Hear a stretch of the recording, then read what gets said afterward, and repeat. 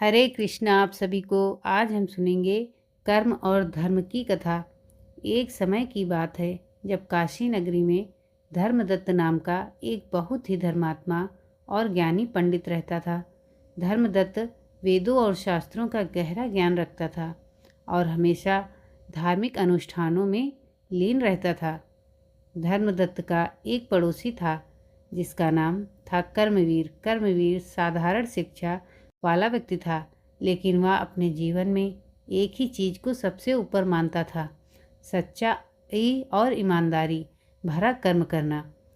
वह अपने खेतों में लगन से काम करता, किसी को धोखा नहीं देता और परिश्रम से कमाता था।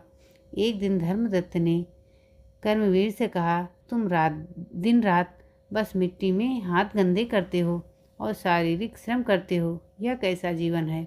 असली जीवन तो धर्म कर्म में है। मैं रोज सुबह शाम गंगा स्नान करता हूँ, पूजा पाठ करता हूँ, यही सच्चा धर्म है।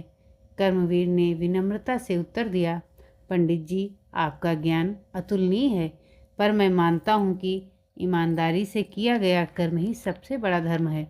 अगर मैं कर्म नहीं करूँगा तो मेरा परिवार भूखा रहेगा और मैं धर्म का पालन कैसे कर पाऊँगा। धर्मदत्त इस बात से सहमत नहीं हुआ और उसने कर्मवीर का मजाक उड़ाया। कुछ समय बाद उस क्षेत्र में अकाल पड़ गया। नदी नाले सूख गए और चारों ओर अन्न की कमी हो गई। धर्मदत्त ने अपनी सारी संपत्ति धार्मिक अनुष्ठानों पर खर्च कर दी और अब उसके पास कुछ भी नहीं बचा था। भूखे रहने के कारण उसकी तबीयत खराब होने लगी। उसके सभी ज्ञानी शिष्य और साथी भी अपनी अपनी चिंता में व्यस्त थे और उसकी मदद के लिए कोई आगे नहीं आया।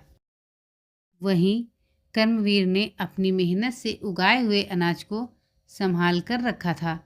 अकाल के दौरान भी वह अपनी फसल और अनाज गरीबों के बीच बांट रहा था, लेकिन यह सुनिश्चित करता था कि हर कोई अपनी मेहनत के बदले में ही कुछ ले।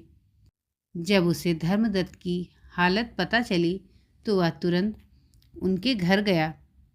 कर्मवीर ने अपनी पत्नी से कहकर धर्मदत्त के लिए भोजन और दवा की व्यवस्था की। उसने पंडित जी की सेवा की और कहा, पंडित जी, ज्ञान और धर्म किताबों में नहीं बल्कि ज़रूरतमंद की मदद करने वाले कर्म में बसते हैं। मैंने जो मेहनत की उसी से मैं आज आपका सेवा कर पा रहा हूँ। धर्मदत्त की आंखें खुल गई। उन्हें समझ आया कि केवल पूजा पाठ या धार्मिक बातें करना ही धर्म नहीं है। सच्चा धर्म वह है जो कर्मों में उतर कर मानव की भलाई करता है। पंडित धर्मदत्त ने कर्मवीर के सामने सिर झुकाकर कहा, भाई, आज तुमने मुझे सबसे बड़ा ज्ञान दिया है। कर्म के बिना धर्म अधूरा है और धर्म के बिना कर्म निरर्थक है। धन्यवाद।